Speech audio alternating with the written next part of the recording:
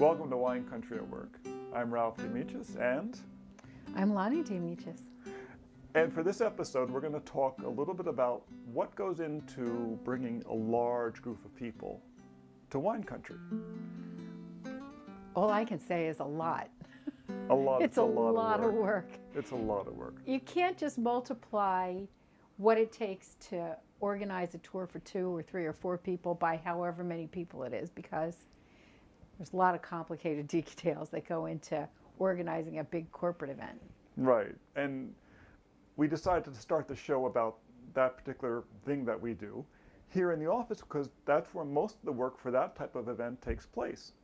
Which is kind of different because a lot of the stuff that you do is kind of on the fly, on the road, gauging the client, seeing what their interests are. Because with your regular tours for parties of 2, 4, 6 people, a lot of times what they tell you they want isn't really what they want. It's what they think they want, or they're not explaining it very well. And so you have to kind of see the experience with them in order to give them the best kind of ideas for where they really are looking to go and the experience that they really want to have. Whereas with a corporate group, they really know, they're very clear exactly what they want. Right. And so what we have to do is contact absolutely everybody in all 3 valleys and see if we can find something that fits into their time constraints and their other constraints that will match up to what their wish list is. Right, create that type of experience, because a lot of the experience for a corporate group is actually socializing. It's about getting the people together who are from all different parts of the country, sometimes all different parts of the world, and give them a chance to talk. Dare I say the wine is secondary? Well, the wine definitely lubricates the conversations. I mean, even, at the first part of the day, they're a little stressed and they've gotten themselves together early, but after the first winery, they're a lot more relaxed. That's true. A lot more social. So if there's any missteps, they usually happen on the first winery, although we really try to plan it so well that there are no missteps. Or at least if there is one, nobody really notices except us. Exactly. And it's a lot of micromanaging along the way, because even though the wineries we're going to, have professional staffs change. And we see this all the time. You go to a winery and you meet people, and then you go back 3, 4 months later and there's a different team there, because teams turn over oftentimes. And we kind of rely on that historically, and we're often surprised if we go back to sort of our go-to winery for an experience that we've had in the past that we were planning on. And as you say, if the staff has changed, sometimes the experience isn't quite what we thought it was going to be. So that's when our mentoring, not really mentoring, but our on-site skills really come into play, because although we do the planning in the office, then we're on-site with this large group to make sure that we can manage some of the ripples. Yes, and herding the cats, as we call it, herding the cats, because once they start drinking, so descriptive. Yes, it gets quite chaotic at times, but we keep it organized.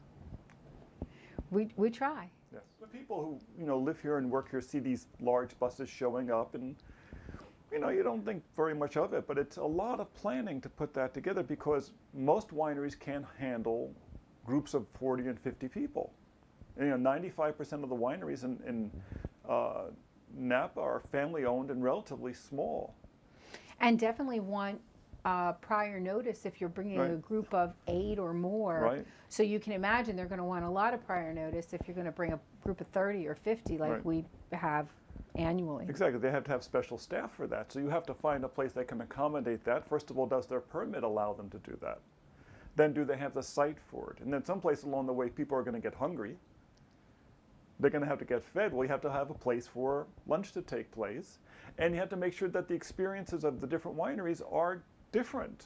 You don't want to go generic on them. And yet comparable. That's always the thing that we're trying to balance, because you can't go to this idyllic setting with stupendous wine and then follow it up with another good winery, but that pales, in comparison to the last experience. So either we have to build, to a crescendo, or we have to really weigh the the equality levels of both the service and the wine and even the site.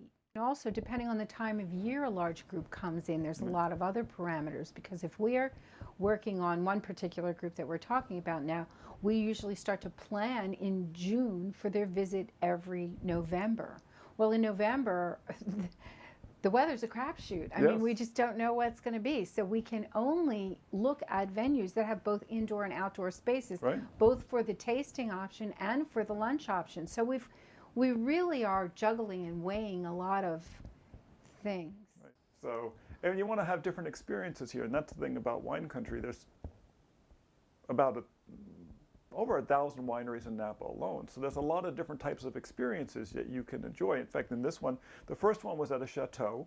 The second one was at a well-established winery, but we were able to do the tasting in their cave at lunch. Well, a cave tasting is pretty unique. You know what's one of the biggest challenges actually with doing these large groups is that the count of how many people you're going to have will keep fluctuating, because, you know, it's fluid. Well, in this particular group, it is because a lot of people were driving in from local areas, and I did feel like a school teacher, just counting heads or counting chickens all day long. You know, even just to the extent that, you know, when you're loading up the buses, or, you know, to go from point to point, or to return back to San Francisco, or however the logistics of it works out, you know, you want to make sure you don't leave somebody behind in the restroom or something, you know. Could be embarrassing. Or buying wine. That was a challenge that we had this time.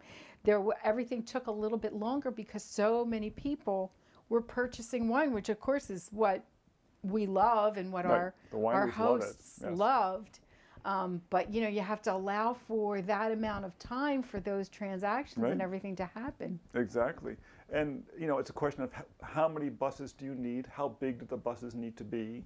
These things all have to be arranged well in advance so you have availability. Well, and working with the vendors that provide their particular piece to this puzzle that we puzzle at from June to November in this case, you know, is very important too. Are they flexible? How well are they going to be adjusting to numbers that might change, or times that might change, hourly rates for certain things, caterers with food counts, and all those sorts of things. We're very lucky this time with this particular large group. We had such great vendors to work with, and during the summertime when we were having to do, you know, larger groups, not quite this size, but larger groups. 14, 15. Yeah, one of the biggest challenges had to do with vehicles, because there's only a certain number of transportation vehicles up to here that we can use, because we're licensed by the Public Utilities Commission. This is the cream of the crop in terms of transportation. There's only a certain number of SUVs and vans and buses around. You know, you can't have an unlimited number, and so you get to the high season, you can run out of cars. There's more people than there are cars to transport them. So it took a lot of maneuvering around to find out, you know, who was going to be available to partner on these projects with us, and then which wineries are going to be open when, because you get times when the wineries are 100% booked. Every single spot is filled. Well, also they all have their own private events as well, or they participate in events that are going on in wine country. So you really have to make sure that you know which wineries are even an option when you're putting together a tour like this well in advance. You know, and how many phone calls did it take to put these things together? Oh my gosh! I want to say 1,000, more than 1,000, but it was probably in the hundreds. But still, it's a lot. Yeah, it's a lot. I mean, emails are practically useless. We were working with one place where we're sending the email. Turns out the person had left. They were supposed to deactivate the box. Someone forgot to. And so our emails are going to this black hole. They're not coming back to us. We had spoken to them before. We spoke to them in June, and when we're recontacting them in September and not getting a response, it was really a little And finally, we were about to write them off and go to someone else, and I finally called up, and they said, oh, they're no longer here. Well, who is there? Well, and that's something that we're talking again about hospitality and the changeover. You know, there's a lot of times where you think the tasting room is subject to turnover of staff, but even corporate is subject to, Oh, yeah. or office staff is also subject to turnover. So you really have to make sure that you stay in touch with people to mentor the project along. Yeah, it really is. There is a certain amount of micromanaging that has to go into it. In fact, one of the biggest challenges, if the biggest challenge is your timing. It's all about timing. How much time do you need for each part of the event? But also, when you're making the reservations, if you're doing it, for instance, for June or July, then you're making your reservations in February. Well, not so bad. People actually answer your phone calls and want to talk with you. Well, if you're trying to do something for November or December, you're having to call them during the summertime when they're already slammed to, like, past here. You can't even get them on the phone. You have to go by sometimes and drop things off to them and say, can you help me out here? I think that's an important thing that we do too. We go face to face as much as we can because a lot of things can be omitted when you're typing an email. You drop a few words from each sentence just to keep your fingers from having to type the word, and you don't exactly explain yourself as much as you would, even on phone calls. These days phones are not. I grew up in a time where you talked on the phone, you could hear each other very well and very clearly. This was the olden days. But now, I just had a client today and they spelled their email address and they said S, and I had them repeat it, and it turns out it was an F. Yes. And if I wasn't so good at Googling it and looking people up on Facebook, I never would have found that out, and I would have sent that email off into the email ethers and it would have been gone forever. Ever, yes. Yeah. So communication, it's all about communication. Yeah, so whenever we can do face-to-face, we try to at least underscore everything with a face-to-face. And you have to watch what's going on. For instance, in our original proposal, we proposed 5 wineries. One of them was the caves at Soda Canyon, right? Well, in the course of the time when we made the proposal to when we would have gotten there, they started construction on a section of their outside area that we would no longer be able to use. And it dramatically changed what the experience was going to be for our clients. Which was a shame. We were really looking forward to using that site, but we'll use them in the future. And so, we always have to have contingencies. Right, but if we had booked it without realizing that, if we hadn't stayed up on what was going on, we would have gotten there with egg on our face saying, wait a second, we aren't going to go outside. Which is one of the biggest draws of that property. I mean, the wine is stupendous, but the views are incredible. So the experience of the cave complex and the doors from the 2 different sides of the valley, 2 different valleys is remarkable. Exactly, that's a little magical. So So you have to keep up with these places to see what they're going to do, and you have to work, of course, with your clients' budgets. They have their budget. They have a certain amount of money they want to spend on these things, and you have to, be cognizant of that, and you have to be cognizant too of, at the wineries. What are they going to have to go through? Is it like, I remember one year we were proposing to, they were going to do lunch at a particular winery, and the hospitality staff was saying, oh, this is a great idea. But the owners were actually thinking, no, it's too big for us. They weren't communicating it to the hospitality staff, and it wasn't getting communicated to us. We spent a whole bunch of time working them into our plans only to find out that it wasn't going to go. Right. Communication. Well, the people who own the winery, they're farmers. Communications is not the biggest thing when you're a farmer. Well, I don't know. Straight lines on your rows, things like that. Understanding plants, that's talking to plants, plant whispering. But communicating to, people in the tour business, it's not their thing. That's why they hire hospitality people. But once again, their hospitality staff was turning over, and someplace along the way, the communication got lost. Well, and you know what? You're in the hospitality side, and you see that you have a potential to bring in a group of 20, 30, 50 people. And you think, oh, wow, that's going to be great for everybody in sales. People are going to make commissions. The wine's going to get sold. It's going to be a good year and all that kind of stuff. But, they're not really thinking about permits and limitations on space and how do you sit people down at tables rather than stand them up at tasting bars. And, there's a lot involved. Right, and these are, like I said, family businesses. You're dealing with people. This is the environment in which they've built these buildings. They have an emotional relationship to it. The people that you're going to bring in there, they have an emotional relationship to what you're asking them to do. It's not a cut and dried business. It's not entirely the numbers to them. It's really about the experience. So you had to be conscious of that. So, like I said, first we put together our our video presentation, let people see the place. And that's very important because one of the things about Napa and Sonoma, of course, is that they're gorgeous. People in my tours, in our tours actually, will come out so many times and be in the car and go up valleys with us and say, I had no idea that it was this beautiful. This is just, there's actually a book called, what is it called? American Eden, I think, describing Napa. It's just a gorgeous area. So we want them to see these places. Well, and for the video presentation, it made it very good because a lot of corporate or larger companies, they're going to make their decision by committee. Yes. You know, so it's not just one person that you're going to have to quote unquote pitch to. You know, it's helpful for you give them a visual that they can then distribute around to the various people that are in different locations, sometimes, as you said, in other parts of the world, Right. so that they can see what the plan is. And there's also the advantage, too, that you're showing them that, you know, we're not taking you to any shacks here. You know, the places we're taking to you There are no shacks in Napa Valley. There's a couple of shacks in Napa Valley. Yes, there are. No. Yes, I won't mention them on camera, but there's a couple of shacks. But they want the sense that where they're going to is impressive. It's going to impress their either their salespeople or their customers or whoever they're trying to impress. One of the reasons you bring people to wine country is one, so you can have time to talk, but it's also to impress them with your hospitality. And showing them the picture of where you're going, it really does help a great deal, I think.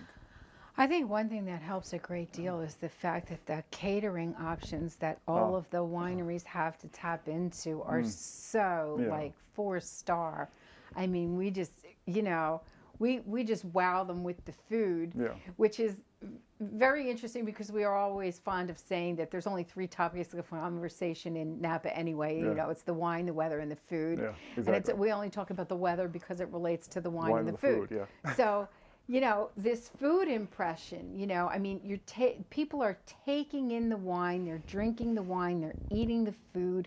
They really are ingesting Napa Valley. And you're the ones that are their father and their mother feeding it to them while they're here. So we feel really involved in and take responsibility for the level of their experience here, because they're going to take that away with them and remember that for a long time. You know, something we did very spontaneously this year, which was a change for us, is we gave everyone on the tour a copy of one of our books. We have a new book out. We've done a series of 10 about wine country. We decided that we should give everyone a copy so that when they came back, they could navigate around the area. It's actually called the Napa Navigator. They were so appreciative. They really were. It was like everybody had a birthday. Yeah, exactly. The fact they were autographed, they just thought this was very special because they see us, you know, they see us as the people who are facilitating the whole thing, but we are, you know, pretty top-flight tour guides. Well, and that's a fun book too, because we were, you know, we also had the navigator with us so that we could run interference for any kind of problems that might come up, and the Napa Navigator has pictures of our navigator on the map. So it was just a really cute way to have people feel really personally connected to us and to Napa. So exactly. So, and then that personal connection, especially when you're on a tour, you know, when you're out on the bus or, you know, you're in a big group, you don't want to feel like you're just another number. You don't want to feel I'm just one more seat on this. You know, you want to feel like people actually are watching out for you. That's something important that you're mentioning about the buses too. We really try to get the transportation so that people are not crammed in anywhere. Like we will, you know, even if we're like topping out at the capacity of a bus, we rather split that group up into 2 buses of a more comfortable size so that people can be really comfortable. Yeah, because oftentimes on the way back, they're going to nap. I was going to say, you know, it's important on the way in, but it's even more important on the way back. Yes. Because people just kind of melt. And it's fun. We always pack the cars with tons of water because in wine tasting, water is so important. And this time we had gone to the first winery, and I had told the drivers, who were, you know, both professionals, make sure they have water. Well, we're starting to pull out of the first winery, and I'm on the bus, and I realized these people don't have water. I made them stop the buses, and I ran around and handed water to absolutely every single person there, and said, you need to drink water when you're wine tasting. Right. Because, you know, we're going from drinking, we were starting with sparkling wines, we're going off now to some pretty heavy-duty Cabernets, and they really needed to hydrate. Exactly. And having it put in their hand, that's, you know, that's the message.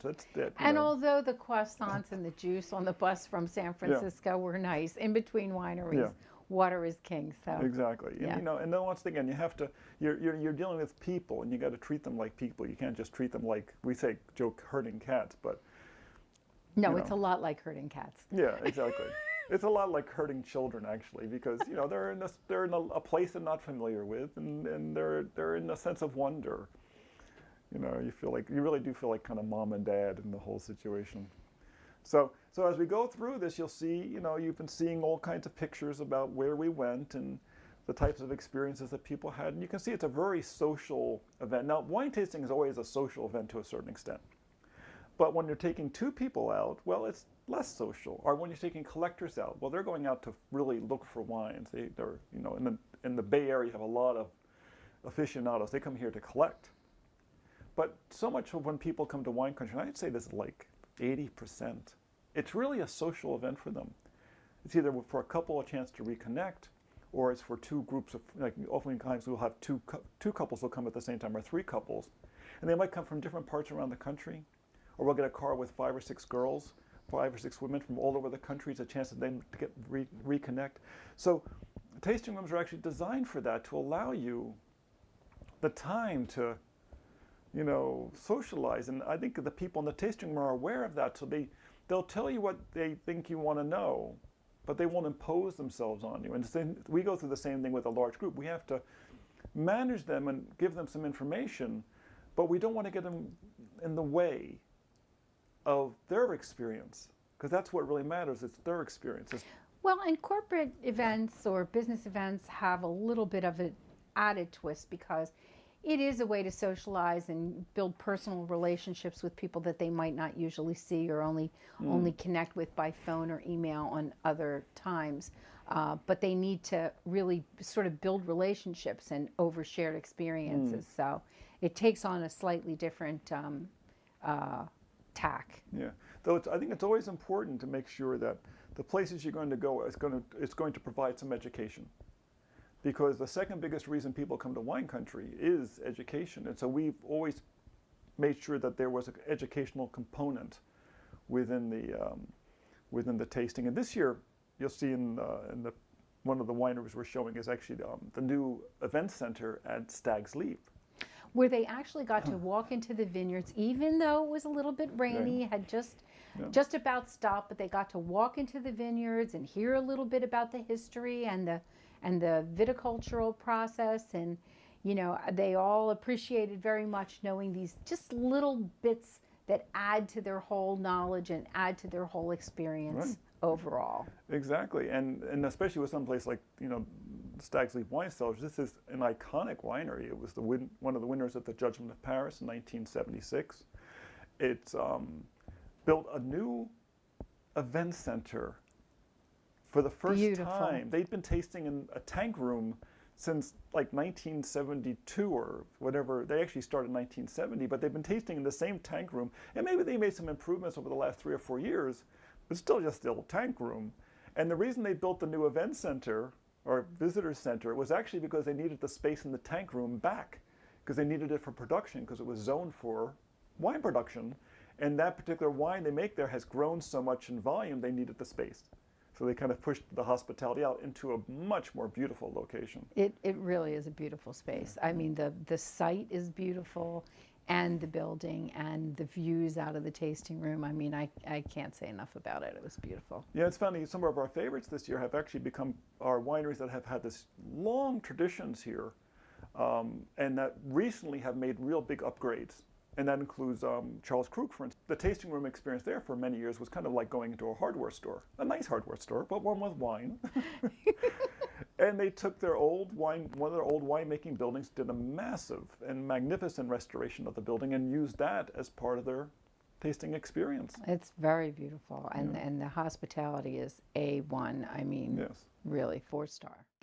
Well, I think it's nice to see also that some of these bigger names that have a long, prestigious history still realize that they need to keep it new. They need to keep it fresh, that there's still things that they can do to up their game, so to speak. And it shows me that they care about the experience of the guest who's coming to visit. So I think it's a win-win for everyone. Right. And the only way you know this kind of stuff for us is you go there. We go because we do private tours so often. We're at these wineries often, but you have to go there and experience this for yourself. You have to meet the people. You have to see what the place is like. You can't just, go to their website and read this and say, oh, okay, they're going to do a good job. Let's sign them up. No, it really is about, we understand the client's experience because we've walked through the place ourselves. We've talked with the people. We have a sense of what they're going to do. You can't just phone it in. You can't just make assumptions because everything is so changeable here. Yeah. I mean, we joke about, you don't like the weather, drive 10 minutes, Yeah. That's a feature of life in this environment. I mean, everything is so changeable from staffing to decor to wine lists to winemakers to weather to everything, I mean, so we really try to stay on top of it so we can keep our apps up to date, keep the books up to date, keep our database up to date, and give the benefit of that to our clients and friends. Right. Not the least of which is actually knowing which vintage they're going to serve. That's very important. Yeah, that's very important. What are they pouring? Yeah. I mean, we need to know, are the wines of this one winery going to fit with the wines of the next winery, and they're going to fit with the wines of the next winery, As we said, building that experience, Right, you don't want to go to one big cab house and another big cab house and another big cab house. After the second one, you can't taste anything anymore because your palate's saturated. Right. So, you have to start off the way you start off every wine tasting with lighter wines. Your palate warms up, and then some of the heavier wines. And maybe later in the day, go a little bit lighter again, just to refresh the palate. And so that's kind of what we aim for. But, it depends upon what's available. We keep our fingers crossed a lot. Because there's only a certain number of wineries that can handle that size group. And that time of year, you have to find a space that has, for instance, inside and outside. When we do these things in the summertime, it's actually much easier because there's tons of outdoor spaces. And well, but then you're worried about air conditioning or things like that. Is it going to be, so it's always something. Well, it's funny, I think it was this July, it actually rained on one day in July. And there were people here in Napa who grew up here who had never seen it rain in a July. That's amazing, but wouldn't you hate to be the guy who brought the bus up on that day? Yeah. And had an outdoor event and then it had rain? I mean, It never rains. Exactly. Exactly. Your clients are going to believe you when you say that. It never rains in July, sure. I've said that to clients. I'm sorry. This is very unusual. Exactly. Yeah, here's the umbrella. Let's grab the umbrellas. Exactly. We own a lot of umbrellas. So I think that covers pretty much the way we put these things together. A lot of phone calls, a lot of emails, a lot of walking around, a lot of herding cats. Yeah. A lot of cooperation with other vendors. Like I said, it's an exponential. Yeah. It's not just like planning for two. No, it's a big cooperative effort, and we're kind of like the ringmasters, trying to keep everything up in the air at the same time. And when it gets to December, we're ready to take a breath. Exactly. Yeah. Take a little breath, relax a little bit. Let's go on vacation. I think that's a great idea. You want to go down, map another wine region? Oh, that's a great idea. So, for Ralph and Lahni, this is Wine Country at Work. We hope you found it interesting. This will give you a little insight into our world.